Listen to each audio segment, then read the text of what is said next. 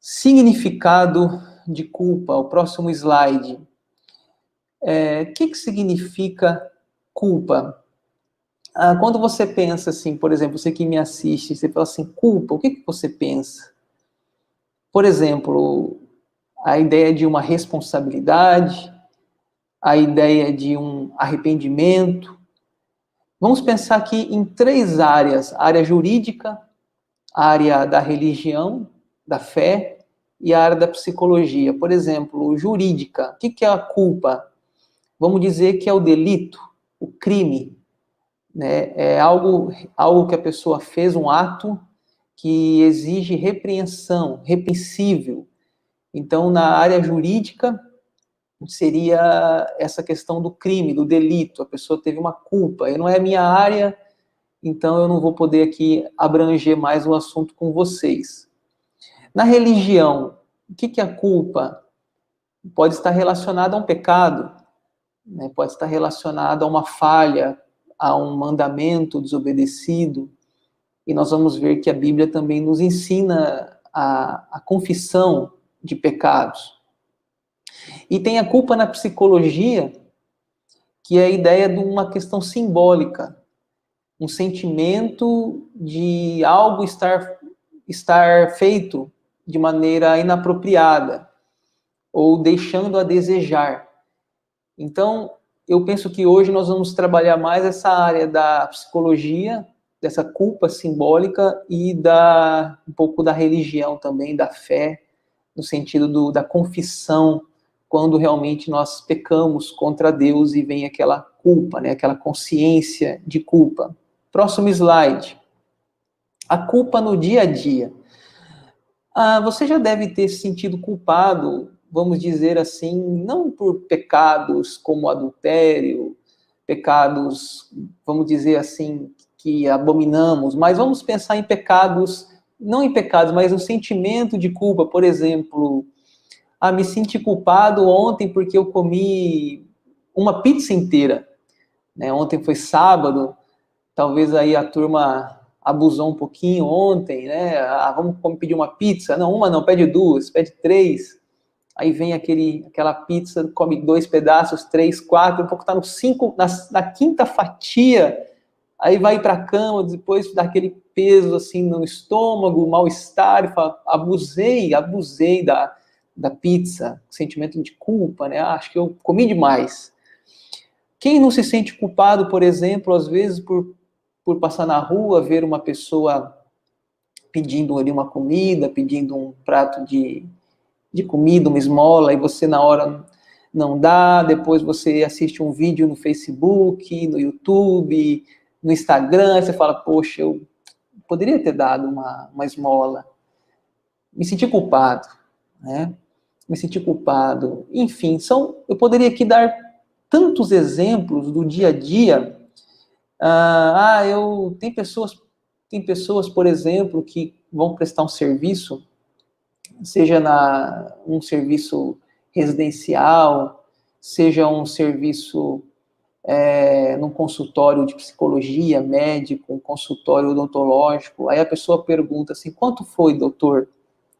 Aí a pessoa fala, foi R$100, R$150. Aí a pessoa fala assim, nossa, esse dinheiro aí eu não tenho. Aí depois a pessoa pensa, poxa, né? Eu estou cobrando um valor assim que para ela não tem como pagar. Né? Estou cobrando um serviço aqui que a pessoa não tem como pagar. E vem aquela culpa, né? Fala, poxa, será que o meu serviço é muito caro? Será que essa minha...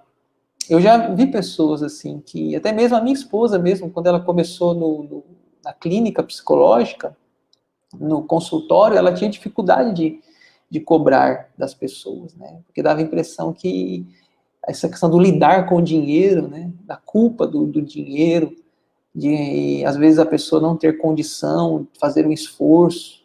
Então são muitas coisas assim no dia a dia que a gente vê quantos pais sofrem, né? Às vezes porque os filhos estão num caminho distante de Deus, distante da igreja, e falam, poxa, me sinto culpado porque eu não eduquei-os na fé, ou porque eu passei por um divórcio, eles estavam na adolescência e depois daquilo eles desandaram. Eu me sinto culpado. Quantos filhos se sentem culpados com a morte dos seus pais e pensam assim, nossa, eu poderia ter feito mais, poderia ter cuidado melhor deles, eu poderia ter me dedicado mais como um filho e agora minhas lágrimas são lágrimas de remorso. É complexo, né? É muito complexo. Quantos temas, quantas culpas. Eu poderia ter ouvido o conselho dos meus pais e não ter casado com essa pessoa.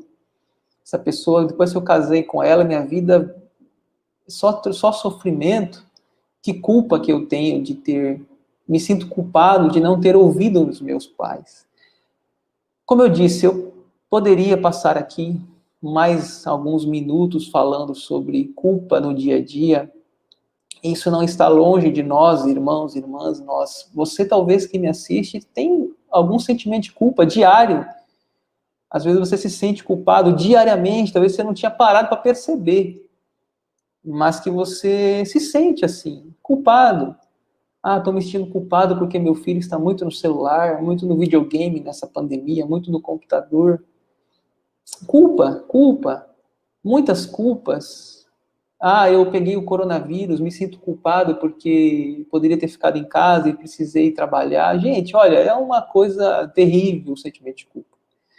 É algo que nos persegue. Alguns em maior grau, outros em menor grau, mas é algo muito intenso em nossa vida. Vamos pensar aqui na passagem da Bíblia para a gente meditar. Quem era Mefibosete? É o próximo slide. Eu vou ler com calma comigo esse trecho. Olha lá, ó. Jonatas, filho de Saul, tinha um filho aleijado dos pés.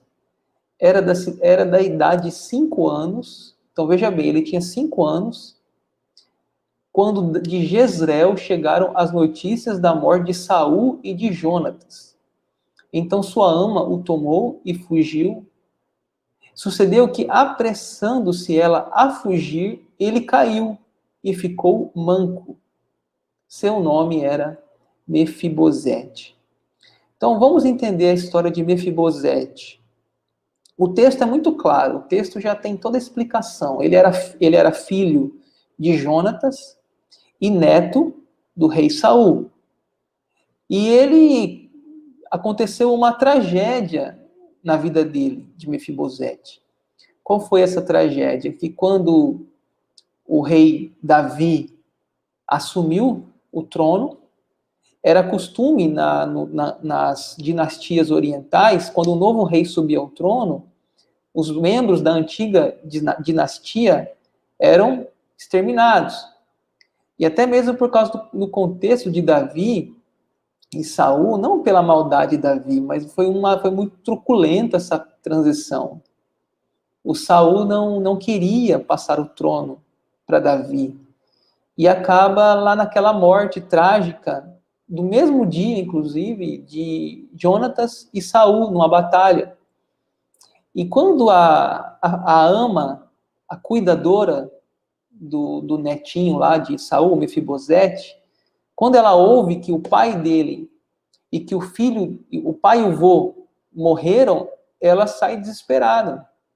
Ela sai fugindo. E então, nesse processo, diz a Bíblia, ela correndo, talvez com medo de virem, né? Nem sei se isso era o desejo de Davi, mas talvez ela pensou nisso e fugiu. E quando ela vai fugir com um menino de 5 anos, diz a Bíblia que ela se apressando em fugir, ele caiu. Ele caiu. Não sabemos como que ele caiu.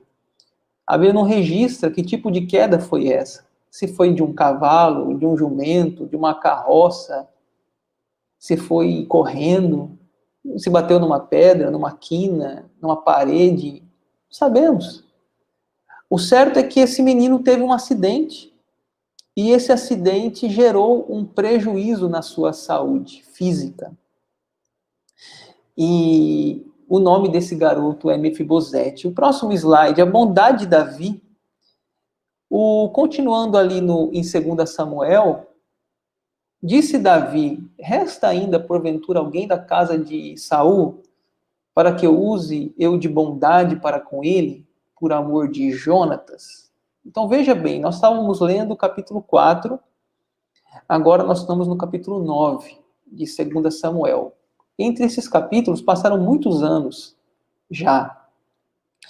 Mefibosete já está mais velho, já não é mais aquela criança de 5 anos, mas ele mantém ainda um problema físico. E aí Davi está num período agora de tranquilidade, os inimigos já foram vencidos, ele já está no trono.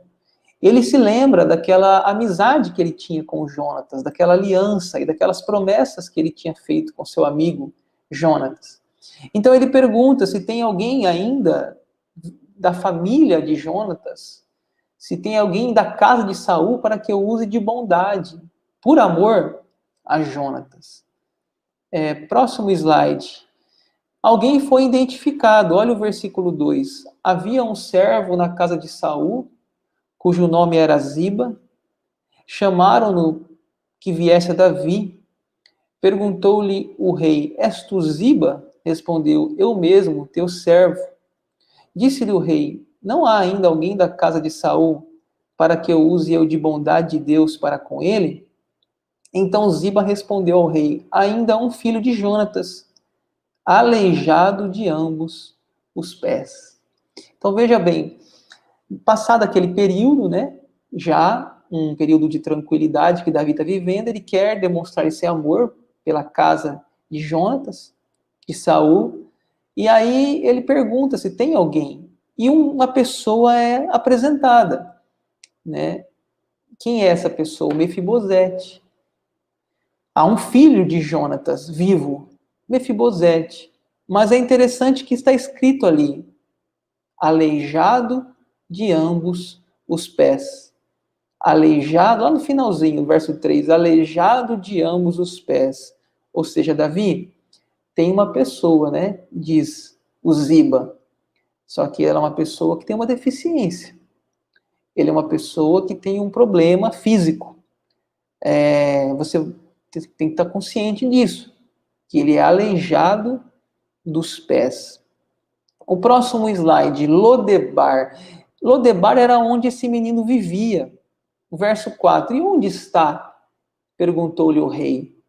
Ziba lhe respondeu, está na casa de Maquir, filho de Amiel, em Lodebar. Tem até uma música, né, chamada Lodebar.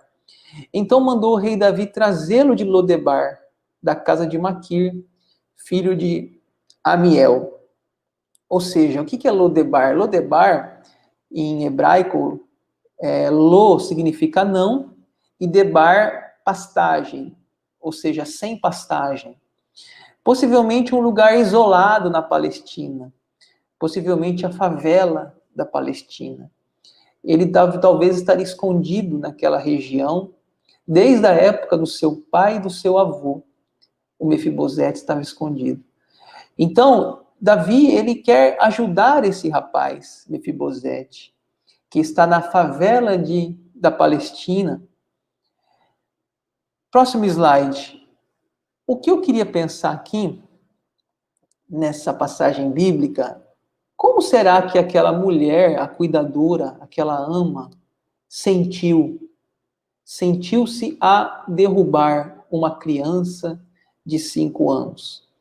Vamos pensar assim um pouco, não tanto agora em Mefibosete, mas naquela cuidadora. O que é uma cuidadora? Já diz a palavra, cuidado, de dar uma tarefa de maternagem, de zelo. Ela fazia o seu melhor por Mefibosete, ela cuidava dele, né, dava possivelmente na história da antiguidade, elas até amamentavam essas amas. Agora você imagina o que ela sente, ela precisando agora, ela derrubou essa criança, e essa criança ficou com uma sequela. Ela, no desejo de protegê-lo, correu, fugiu para guardar a vida dele, que era neto, tinha uma dinastia real. Ela deixa esse menino cair, e esse menino agora está enfermo dos pés. talvez da cintura para baixo. Como lidar com o sentimento de culpa? Como que será ela lidou com isso? Eu quero contar para vocês 2 histórias de amigos pastores que eu ouvi, que eu conheci. Eu não vou falar o nome desses colegas pastores em respeito à história deles, mas o primeiro caso é de um colega pastor que, numas férias, estava no sítio da família, férias pastoral, junto com a família, visitando parentes no sítio. E naquela fazenda, naquela propriedade, naquele sítio, tinha um trator arando a terra. E de repente esse pastor decide dar uma volta no trator e passeia com uma filha, com o filho, com sobrinhos. E de repente tem um sobrinho está sentado no trator, no motor desse trator, e num solavanco de um buraco, esse menino cai do trator e o trator passa por cima dessa criança. E a criança, infelizmente, vem a óbito, morre naquele momento. Eu fico imaginando o sentimento de culpa desse pastor. Como ele conseguiria pregar novamente? Como ele conseguiria lidar com esse sentimento de culpa? Por que eu fiz isso? Por que eu permiti matar, entre aspas, o meu sobrinho? O que a família deve ter o julgado?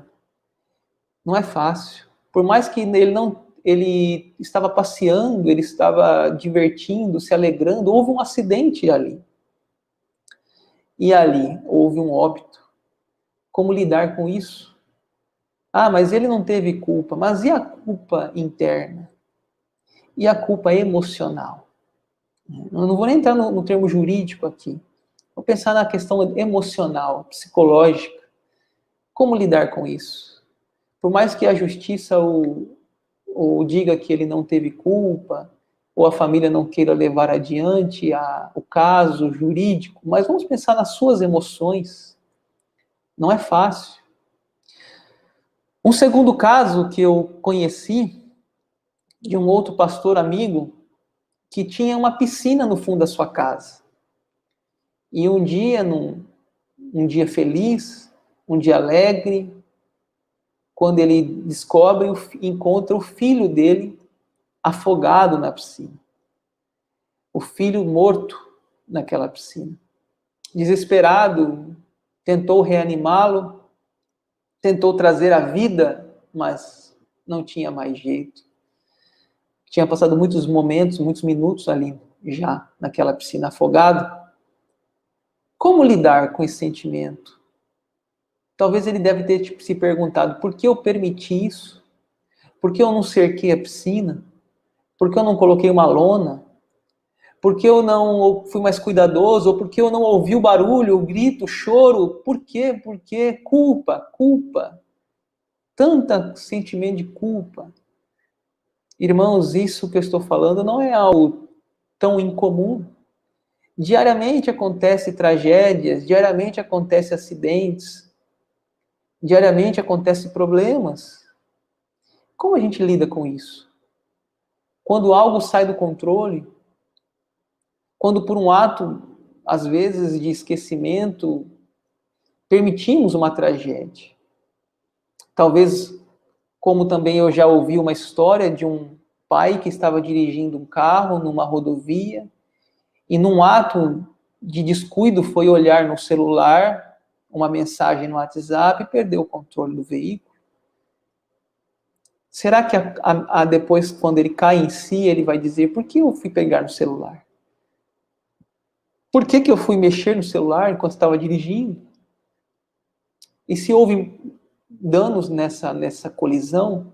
E se de repente um outro carro que vinha de lá, do outro lado da rodovia, na faixa contrária, se houve mortes, prejuízos? Como lidar com isso? Talvez você que me assiste luta com algum sentimento de culpa. Sentimento de culpa Vamos dizer, hoje também pensamos em abuso infantil. Como que eu não vi o meu filho, a minha filha sendo abusado? Como que eu não percebi os sinais? E o sentimento de culpa não é fácil. Talvez a gente diariamente está lidando com isso, diariamente. Próximo slide. De quem é a culpa? Quando acontece uma tragédia, quando acontece um problema como esse, um desastre, um acidente, nós tentamos culpar três pessoas, vamos dizer, três situações. A primeira, culpar a Deus. Eu lembro da mulher de Jó. A mulher de Jó, depois de perder os seus filhos, seus recursos financeiros, ver seu marido arruinado financeiramente, fisicamente, ela disse assim para o seu marido: ainda conservas a integridade, Jó? Amaldiçoa teu Deus e morre. Amaldiçoa o teu Deus e morre. Jó 2:9. Muitas pessoas nesse momento perguntam para Deus: onde estava Deus? Por que Deus permitiu isso? A família de Lázaro, Marta, Maria, também passa por uma situação parecida. Quando, ao ver a morte de Lázaro, a Marta então se dirige para Jesus e fala assim: Senhor, se estiveras aqui, meu irmão não teria morrido. João 11:21. Se estiveras aqui, o meu irmão não teria morrido. Ou seja, o Senhor falhou. O Senhor não estava. Então, é muito comum as pessoas buscarem em Deus essa pergunta ou essa culpa. Se Deus existe, por que ele permitiu isso? Onde estava Deus? Uma pergunta muito comum. Talvez nem todos tenham essa coragem de falar, né, assim, falar audivelmente, mas talvez muitos na mente perguntam: cadê Deus? Onde está Deus? Essa é a primeira pessoa, né, que a gente culpa. A segunda pessoa, geralmente, é os outros. Essa situação foi culpa do médico.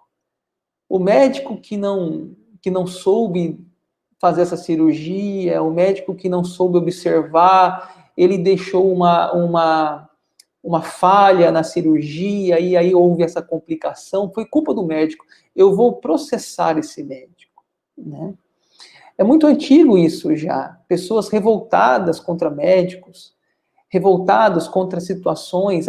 Aquele motorista embriagado, eu vou processar ele porque ele atropelou o meu filho. De quem é a culpa? A culpa é do médico, a culpa é do motorista. Desde a época de Adão e Eva, nós vemos assim essa necessidade de encontrar um culpado. Quem é o culpado? Eu me lembro com vocês aqui quando Deus pergunta para Adão, Gênesis 3:11, comeste da árvore, Adão, que eu te ordenei que não comesses? Adão fala o quê? A mulher que me deste, ela me deu e eu comi. O verso 12. Ou seja, ele diz assim: Senhor, não foi minha culpa, foi culpa da minha mulher. Adão transfere a culpa à mulher. Ou seja, Deus, é problema seu, porque o Senhor me deu essa mulher. E agora é ela que me deu esse negócio. Ou seja, todos são culpados, menos eu. O Senhor me deu uma grande encrenca, Pai. O Senhor que me deu essa mulher. Eu não tenho nada a ver com isso. E aí Deus pergunta para Eva, verso 13, disse o Senhor à mulher, que fizeste? Respondeu a mulher, a serpente me enganou. Ou seja, a mulher fala, eu também não tenho culpa, a culpa é da serpente. Eu sou uma vítima também, eu fui enganada, eu não tenho culpa. O marido aponta para a mulher aponta para a serpente. Então veja, é uma segunda forma de lidar com a culpa, é culpar outros. Uma criança derruba uma cadeira, aí ele diz, que cadeira mais frágil, que cadeira mais chata, que cadeira... A culpa é da cadeira, não é da criança. A culpa é daquela cadeira que estava no lugar errado. Veja que isso é uma coisa desde a infância. Você pega crianças brincando, acontece algo, quem foi? Foi ele. Não, foi ele. Não, eu não fui. Ninguém foi, né? E a terceira forma, e eu acho talvez a mais comum, é culpar a si mesmo. É culpar a si mesmo. É dizendo assim, ah, eu que sou culpado. Aconteceu isso e eu me sinto culpado. Me sinto culpado por eu não estar ali naquela piscina com meu filho, por eu não ter ajudado os meus pais na velhice, por não ter, enfim, são tantas culpas simbólicas. Eu me lembro de uma vez o pastor Jeremias Pereira, da 8ª Igreja Presbiteriana de Belo Horizonte, ele conta que uma certa vez a irmã dele decidiu levar um bolo a um casal missionário. A irmã dele foi até a rodoviária e decidiu levar um bolo até uma outra cidade, a um casal missionário. E a mãe do pastor Jeremias sentiu um forte sentimento de preocupação, de que essa viagem não seria boa. Mas ela não falou nada, até porque a filha, né, a irmã do pastor Jeremias, iria somente levar um bolo a um casal de missionários. Isso era uma coisa boa, positiva. E depois de algumas horas chega a notícia de que houve um acidente no ônibus e que todos haviam morrido. E aquela mãe ficou muito desanimada porque perdeu a sua filha, mas não só perdeu, mas porque sentiu algo e não teve coragem de falar para ela. E ela chorava muito e o pastor Jeremias, tentando consolá-la, dizia: mãe, coloca essa cruz nos ombros de quem pode carregá-la. Coloca essa cruz, mãe, nos ombros de quem pode carregá-la, nos ombros de Jesus. Vinde a mim, todos que estão cansados, sobrecarregados, eu os aliviarei. O que adiantaria ela se culpar? O que adiantaria ela ficar se perguntando por que eu permiti isso? Eu quero ir para o final, falando o próximo slide, falando sobre a culpa falsa e a culpa verdadeira. Primeiro, a culpa falsa. Podemos chamar na psicologia de culpa neurótica e culpa normal. Culpa neurótica e culpa normal. O que seria essa culpa falsa? Vamos tentar entender. A culpa falsa é quando a gente tem um sentimento de culpa desproporcional. Ou seja, numa medida que não nos compete, que nós não temos uma responsabilidade. Isso é culpa falsa, ou a culpa neurótica. A pessoa se culpa por algo que não está no seu controle, que não está na sua zona de jurisdição. Por exemplo, a pessoa assiste um jornal, e agora os jornais, né, especialmente eu tenho assistido de vez em quando aí, jornais, o quê? Coronavírus, coronavírus, coronavírus. Aí a pessoa o quê? Fica se culpada. Nossa, muita gente morrendo, eu não estou fazendo nada, eu não estou podendo ajudar ninguém. Mas você não vai conseguir ajudar o mundo inteiro. Você não vai conseguir ajudar todas as pessoas do mundo, todas as pessoas do Brasil, é impossível. Então esse é um sentimento falso, é um sentimento neurótico, é um sentimento que não contribui para nada. É uma sensação negativa que não vai resolver o problema do mundo. Então, isso acontece geralmente muito em pessoas que têm uma formação na infância muito exigente. A gente chama de neurótico, é aquela pessoa que foi criada de uma maneira muito rígida, uma pessoa que foi criada com muito zelo, com muito cuidado, proteção. Então ele se cobra muito, ele se exige muito. E aí, às vezes, essa pessoa gera assim, uma certa culpa constante, porque ele nunca consegue chegar ao nível que os seus pais esperavam que ele chegasse. Tem um livro que fala um pouco sobre isso, depois se vocês quiserem estudar, o pastor Áureo com certeza conhece, chama Culpa e Graça, do Paul Tournier. Culpa e Graça, Paul Tournier. Ele fala um pouco sobre a culpa, fala um pouco sobre esse sentimento, especialmente ele fala toda a educação constitui um cultivo intenso do sentimento de culpa. Então, muitas vezes, isso vem da nossa infância, da nossa formação. Por exemplo, a criança tira nota baixa na escola. Chega em casa, o pai faz o quê? A mãe dá aquela dura, aquela repreensão. E aí, a próxima vez que ele for fazer uma prova, diz o Paul Tournier, obrigado. O Paul Tournier diz que ele vai o quê? Sentir o quê? Um medo, uma culpa, porque ele vai ter que alcançar a superação daquele obstáculo que antigamente já gerou um mal-estar na sua família. Então, ele não quer ouvir aquela bronca de novo. Então, aquilo vai gerando uma culpa. Isso vai crescendo, isso vai se gerando para várias áreas da vida, um sentimento de culpa, no trabalho, eu nunca consigo, uma autocobrança, eu me cobro demais, eu sou muito exigente comigo, né? Isso é uma falsa culpa. A pessoa se cobra demais, se exige demais. Às vezes, assim, por exemplo, ela gasta um pouquinho mais de dinheiro, já fica culpada. Eu comprei aqui, era para comprar uma camisa, comprei duas, sente culpada. Né? Às vezes usa muito tempo na rede social, fica naquele dia, várias horas na rede social e não lê um livro, não faz o trabalho da escola, não faz o trabalho da faculdade, da pós-graduação ou do trabalho, aí sente aquela culpa, dizer, nossa, eu perdi muito tempo. A culpa, né? Essa coisa de constante culpa, não consegue relaxar, não consegue descansar. Enfim, essa é a falsa culpa. A culpa de que algo está sempre fora do normal. Algo está sempre em falta, é a culpa simbólica. Isso é muito ruim. Isso é muito desgastante para a saúde emocional. E se você me assiste, você se identifica com isso, você sabe quanto você sofre com essa constante autocobrança de produção, de produtividade, de nunca estar satisfeito, de não conseguir relaxar, de não conseguir tirar umas férias. Tem gente que não consegue tirar férias, porque se exige demais. Como que vai ficar lá a minha empresa, ou a minha igreja, o meu trabalho, sem eu estar lá? E que já sai de férias cheio de culpa.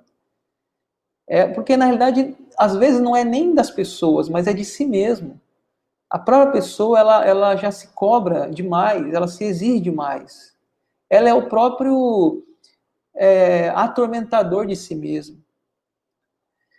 E tem a verdadeira culpa.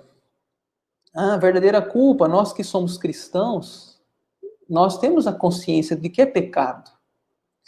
Nós temos a consciência de que pecamos. Foi lido, inclusive, aqui no início da nossa escola dominical, o Salmo 32, que é um salmo de confissão. E é um lindo salmo. E a gente precisa saber separar, então, o que é a falsa culpa e a verdadeira culpa. Ou seja, a culpa cristã é aquela culpa que o Espírito Santo nos acusa se fazemos algo de errado. Eu me lembro, por exemplo, de Davi, que escreveu o Salmo 51. O Salmo 51, Davi escreveu após o adultério e assassinato do esposo o adultério com Batseba e o assassinato de Urias, esposo de Batseba. Davi escreveu aquele salmo exatamente quando se percebeu que tinha cometido um crime terrível, um crime de adultério e de assassinato. Você lembra dessa história? Um dia está lá uma mulher tomando banho com a janela aberta, Davi viu, cobiçou e tentou esconder o seu pecado. Adulterou e tentou esconder o seu pecado. Ele usou 4 planos. Plano A, dar férias para o marido, para Urias. Plano B, dar um banquete para Urias. Plano C, pedir a morte de Urias. E o plano D, casar-se com Batseba. E esconder o crime e a gravidez. Tudo parecia perfeito, todas as provas foram destruídas, mas uma coisa ele não contava, que foi Deus estava vendo. De 2 Samuel 11, 27, esta coisa que Davi fez pareceu mal aos olhos do Senhor. Então Deus manda o profeta Natã. Natã conta uma parábola.